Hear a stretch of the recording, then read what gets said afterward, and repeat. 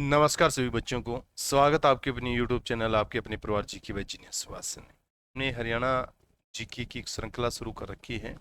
और आज आपकी 45 नंबर जो क्लास रहेगी बहुत ही महत्वपूर्ण जो आपकी क्लास रहती है, ठीक है। और बहुत ही महत्वपूर्ण क्वेश्चन, उन क्वेश्चनों के बारे में विस्तृत रूप से चर्चा करते हैं। यानी आपकी दो क्लासें होती हैं, एक तो आपकी हरियाणा जीके से संबंधित क्लास होती है, हरियाणा सीटी का जैसे जिक्र करूँ, स्टेट का जैसे जिक्र करूँ, या हरियाणा के जितने भी तरह के कम्पिटिटिव एग्जाम है उनसे संबंधित होती है। और दूसरी जो आपकी क्लास हम लेते हैं वो आपकी सिर्फ और सिर्फ एसएससी बेस्ड होती है, या एनटीपीसी रेलवे का, या फिर डिफरेंस डिफरेंस जो आपके एग्जाम होते हैं, यानी नेशनल लेवल के हैं, एनसीसी लेवल के, उन एग्जामों से संबंधित आपकी क्वेश्चन क्लास होती है। तो दोनों क्लासों को आप बच्चे बड़े बेहतरीन तरीके से देखने की कोशिश कीजिए और अपने खुद के थोड़े से नोट्स भी तैयार करने की कोशिश कीजिए, अपने बनाइए, ठीक है। और या नोट्स नहीं बना सकते हो तो आप लिखने की ज़्यादा से ज़्यादा क्या कीजिए, कोशिश कीजिए, ताकि आप बच्चों का क्या हो, ज्ञान में वृद्धि हो सके भी। चलो आज की क्लास का हम शुभारंभ करते हैं। आज आपकी बड़ी महत्वपूर्ण क्लास रहने वाली है, ठीक है। तो आज की क्लास का जो पहला ही क्वेश्चन देखते हैं क्या दिया हुआ है। बहुत इंपॉर्टेंट क्वेश्चन है, बार बार रिपीट भी होता है, जैसे जिक्र करते हैं इस चीज़ के बारे में। बताओ, कमेंट करना है सभी बच्चों को, कमेंट करके आपको बताना भी है कि कौन है। यानी हरियाणा की पहले गैर कांग्रेसी मुख्यमंत्री कौन थे भाई, बहुत इंपॉर्टेंट है। हरियाणा के पहले गैर कांग्रेसी मुख्यमंत्री कौन है? राव वीरेंद्र सिंह है, पंडित भगवत दयाल शर्मा है, बंसीलाल है, या फिर नायाब सैनी। हरियाणा का मैं जिक्र कर रहा हूँ। भारत में गैर कांग्रेसी सरकार बनी थी सबसे पहले, आपको ध्यान में चाहिए, केरल में भी, ठीक है भी। याद, बहुत इंपॉर्टेंट क्वेश्चन है भी। अगर आपसे पूछे भी भारत में सबसे पहले गैर कांग्रेसी सरकार किस राज्य में बनी थी, तो आपकी कहाँ रहेगी, आपको ध्यान होना चाहिए, केरल में है। तो राव वीरेंद्र सिंह इसका सही आंसर आप बच्चों ने सही दिया है, ठीक है। तो राव वीरेंद्र सिंह पहले क्या थे, गैर कांग्रेसी मुख्यमंत्री थे। इन्होंने एक पार्टी बनाई थी, मैंने बताया था भी। राव वीरेंद्र सिंह का जैसे जिक्र करते हैं तो राव वीरेंद्र सिंह ने एक अलग पार्टी बना के क्या है, चुनाव लड़ा था, और क्या बने थे, उसमें सफल भी हुए थे, और पहले गैर कांग्रेसी क्या बने थे, ये मुख्यमंत्री बने थे, ठीक है। पंडित भगवत दयाल प्रथम मुख्यमंत्री थे हरियाणा की, क्या थे, प्रथम है मुख्यमंत्री थे आप, प्रथम सीएम थे, आपको ध्यान होना चाहिए भी। और मनोनीत थे भी, क्या थे, आपको ध्यान होना चाहिए, मनोनीत थे। और चुने हुए जो थे वो चुने हुए कौन से आपके, चुने हुए जो थे वो आपके राव वीरेंद्र सिंह थे, ठीक है भी। राव वीरेंद्र सिंह थे, ये चीज आपको क्लियर होना चाहिए। बंसीलाल है, लौह पुरुष इनको कहा जाता है। राव वीरेंद्र सिंह बाद में तो कुछ समय के लिए रहे थे, फिर क्या लग गया था, प्रेसिडेंट रूल लग गया था बाहर, हरियाणा में राष्ट्रपति शासन लग गया। राष्ट्रपति शासन के तुरंत बाद जो मुख्यमंत्री आपके बने थे वो बंसी लाल बने थे। नायाब सैनी वर्तमान में हरियाणा के क्या है, मुख्यमंत्री हैं। वर्तमान में हरियाणा के मुख्यमंत्री नायाब सैनी है।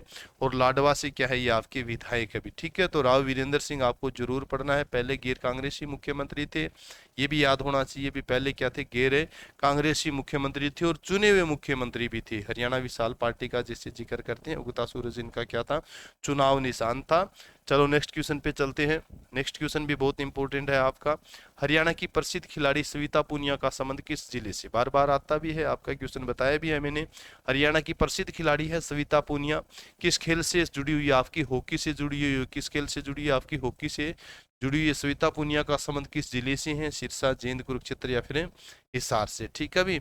तो बताओ कमेंट करके, सविता पूनिया है, खास करके सविता पूनिया उस जिले की बेटी बचाओ बेटी पढ़ाओ की ब्रांड एम्बेसडर भी है भी। बेटी बचाओ, ठीक है भी, बेटी बचाओ बेटी पढ़ाओ की क्या है, ब्रांड एम्बेसडर भी है, ये आपको ध्यान। तो ये सिरसा जिले की है, किस जिले की, आपके सिरसा जिले की ब्रांड एम्बेसडर भी है बेटी बचाओ बेटी पढ़ाओ की। और सिरसा जिले से क्या संबंध रखती है, सिरसा जिले का एक गांव है जोधका, कौन सा गांव है, जोधका गांव से ये आपकी संबंध रखती है, ठीक है, स्वीता पूनिया। चलो नेक्स्ट क्वेश्चन पे चलते हैं, याद करो बहुत अच्छे। यानी ऐतिहासिक चौबीसी का चबूतरा कहाँ पर स्थित है भी, ठीक है। अरमान बेनीवाल हमें नमस्ते भी भेजते हैं रोज यहाँ से भी। तो ऐतिहासिक जो है चौबीसी का जो चबूतरा किस स्थान पर है, मैम, सफीदो, कलानौर या खरकोदा।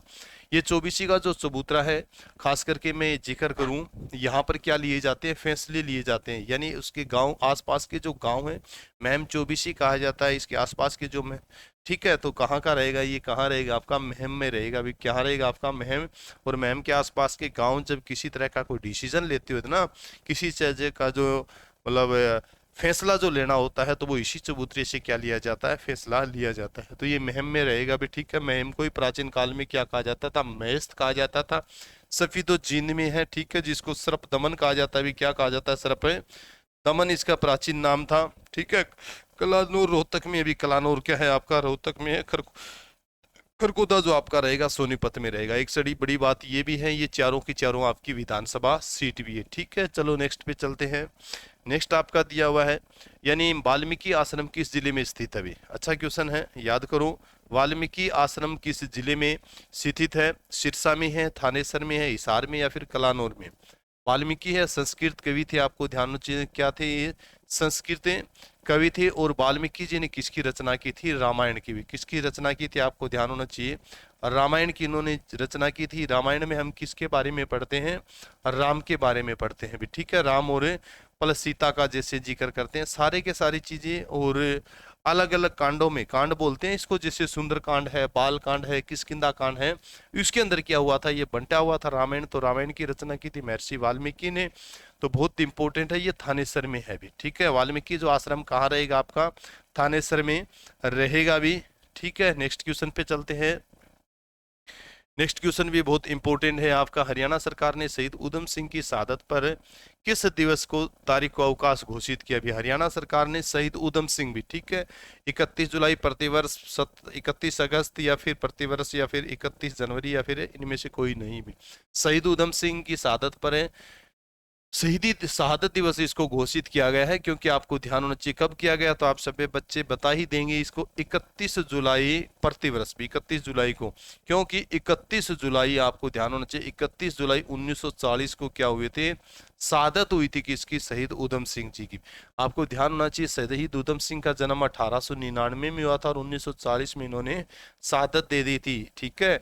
तो 40 साल की उम्र में लगभग है, 40-41 की साल की उम्र में इन्होंने शहादत दे दी थी, क्योंकि शहीद उधम सिंह ने लंदन में जाके जनरल डायर को मारा था। अभी लंदन में जाके जनरल डायर को सामने से गोली मारी थी। किताब में से इन्होंने क्या निकाली थी? पिस्तौलें निकाली थी, क्योंकि जनरल डायर था वो दोषी था किसका? जलियांवाला बाग हत्याकांड का।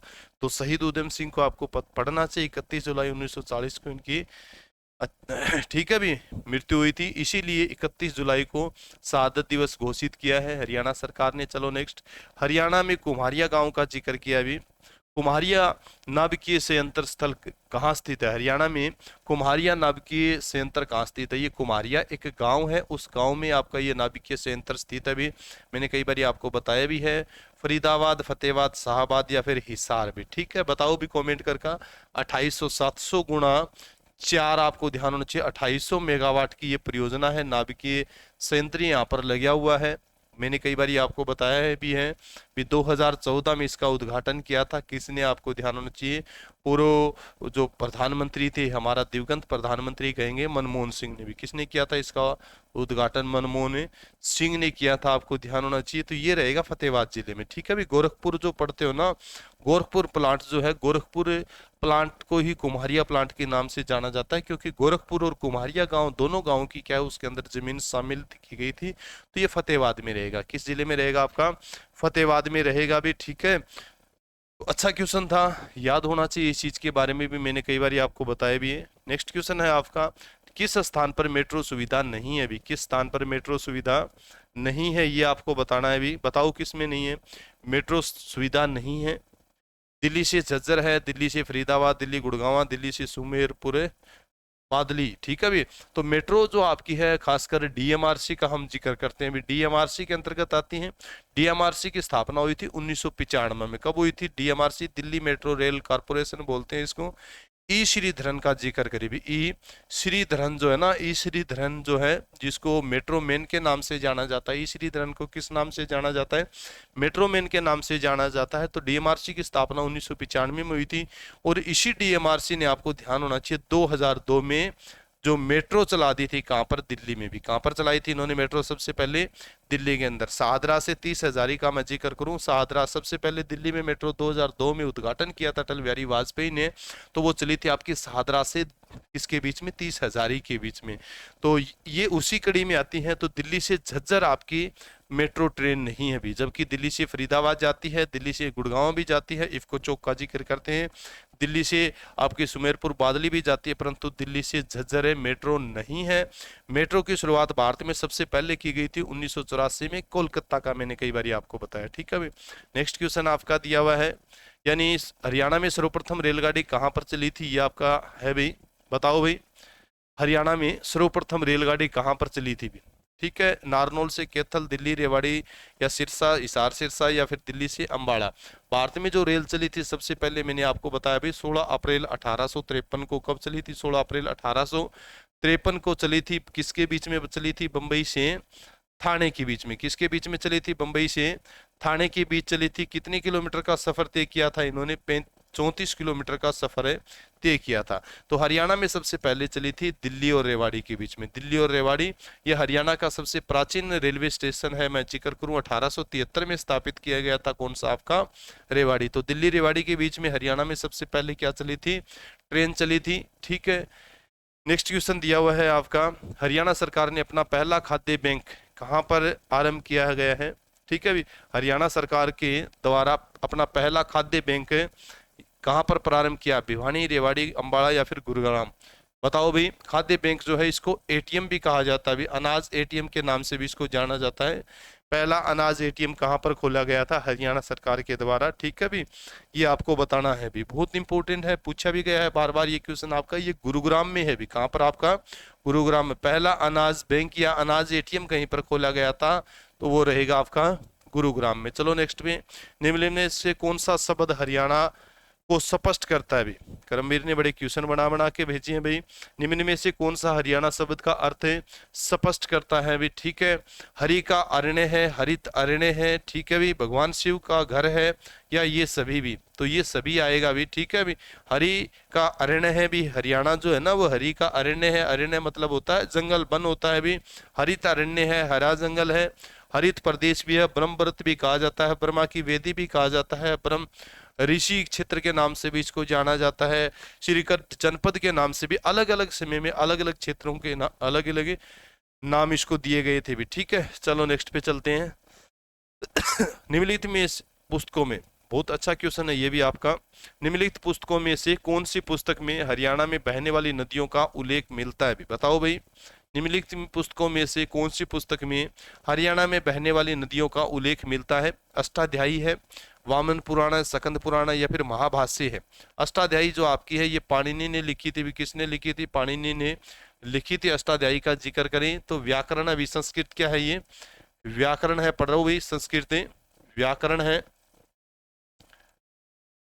वामन पुराण है, स्कंद पुराण है, यह महाभाष्य। महाभाष्य एक टीका है भी। महाभाष्य क्या है? एक टीका है।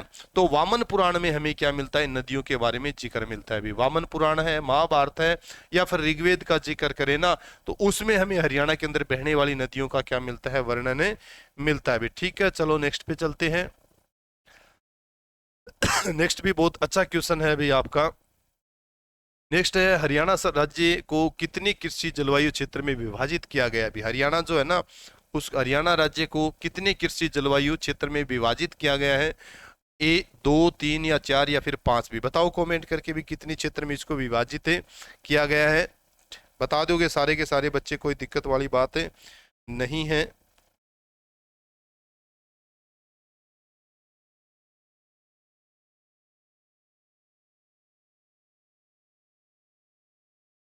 हाँ, 2 क्षेत्रों में इसको बांटा गया था भाई। कितने क्षेत्रों में? 2 क्षेत्रों में।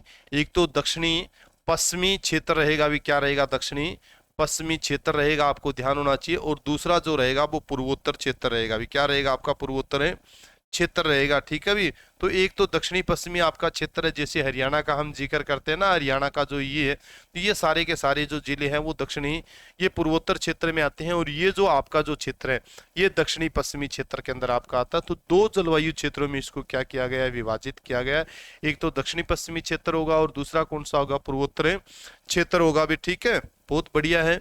चलो नेक्स्ट क्वेश्चन पे चलते हैं भाई। नेक्स्ट जो दिया हुआ, हरियाणा के दक्षिणी पश्चिमी कृषि जलवायु क्षेत्र में किसकी खेती की जाती है भी?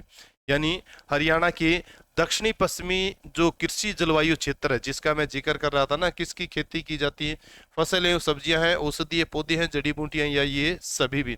तो हरियाणा का जो क्षेत्र, जिसको सिरसा, फतेहाबाद, हिसार का जो क्षेत्र पड़ते हैं ना, ये जो क्षेत्र का, भिवानी का, जिससे इस क्षेत्र का जिक्र करें, तो इस क्षेत्र में कौन सी खेतियां की जाती है, तो ये सभी आएगा भी। यहाँ पर फल व सब्जियां भी उगाई जाती है, औषधीय पौधे भी उगाए जाते हैं, और जड़ी बूटियां भी यहाँ पर क्या है, उगाई जाती है, सभी आएगा भी। पूर्वोत्तर क्षेत्र में भी आप पढ़ सकते हो भी, पूर्वोत्तर क्षेत्र में कौन सी होती है, क्योंकि हरियाणा को हमने 2 जलवायु क्षेत्रों में बांटा है ना। चलो नेक्स्ट पे चलते हैं। नेक्स्ट दिया हुआ है, खरीफ फसलों को कौन सी फसलें कहा जाता है भी। खरीफ की जो फसल होती है उनको कौन सी फसलों के नाम से जाना जाता है भी। मैंने कई बार आपको बताओ कमेंट करके भी। 3 तरह की फसल होती है, एक तो रवि की फसल होती है भी, क्या होती है, एक तो रवि की फसल होती है, ठीक है, रवि की फसल होती है।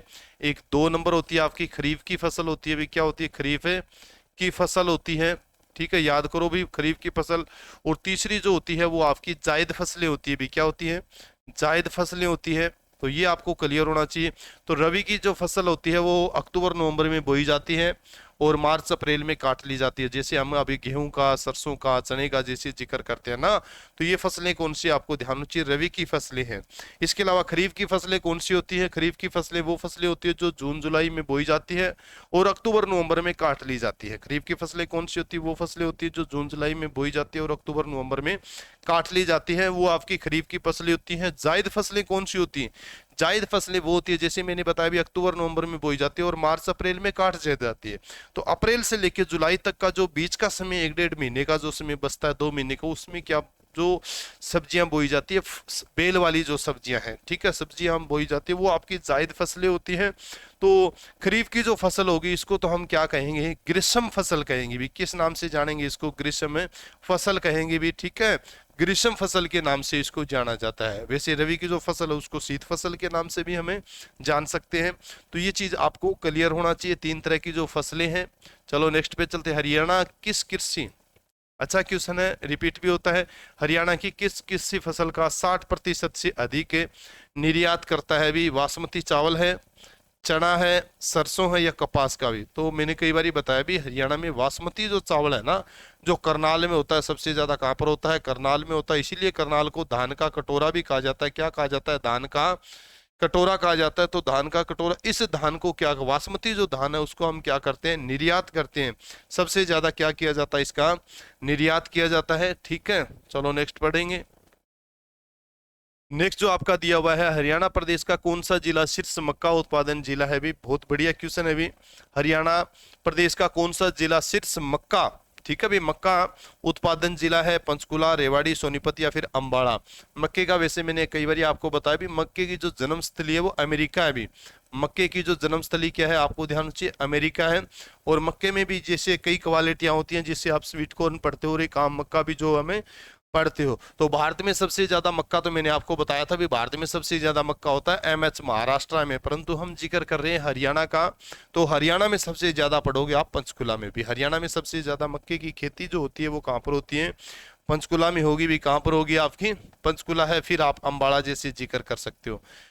चलो नेक्स्ट क्वेश्चन पे हम चलते हैं। नेक्स्ट क्वेश्चन भी आपका अच्छा है, हरियाणा प्रदेश का सर्वाधिक चना उत्पादक जिला कौन सा है भी। चना सबसे ज्यादा कहां पर होता है, सर्वाधिक चना उत्पादक है जिला कौन सा है, भिवानी, सिरसा, रोहतक या फिर हिसार का जिक्र किया है। चना जो है मैंने कई बार आपको बताया है, ये इसमें चना जो होता है ना, इसमें प्रोटीन होता है भी। क्या होता है, सबसे ज्यादा प्रोटीन होता है, चना है। और चने को कई तरीके से खाया जाता है, इसके कई तरह के उत्पाद बनाए जाते हैं। चने के आटा, बेसन जिसको बोलते हैं, उससे भी बहुत सी क्या है मिठाइयाँ बनती हैं। और चने को कच्चा भी खाया जाता है, ये भी आपको क्लियर होना चाहिए इस चीज़ के बारे में। तो चना जो सबसे अच्छी पसंद जो होती है वो किसकी होती है, घोड़े की होती है। चने की दाल का मैं जैसे जिक्र करूं तो हरियाणा में चने का सबसे ज्यादा जो उत्पादन होता है वो भिवानी जिले में होता है भी, ठीक है, क्योंकि भिवानी जिला राजस्थान से सटा हुआ, और राजस्थान में सबसे ज्यादा किसकी फसल होती है, चने की फसल होती है, ठीक है भाई। और चने की फसल इसलिए बोई जाती है क्योंकि ये हमारी जो धरती की उर्वरा शक्ति को बढ़ाता है, नाइट्रोजन की मात्रा को क्या कर देता है, बढ़ा देता है, ठीक है। चलो नेक्स्ट क्वेश्चन पे।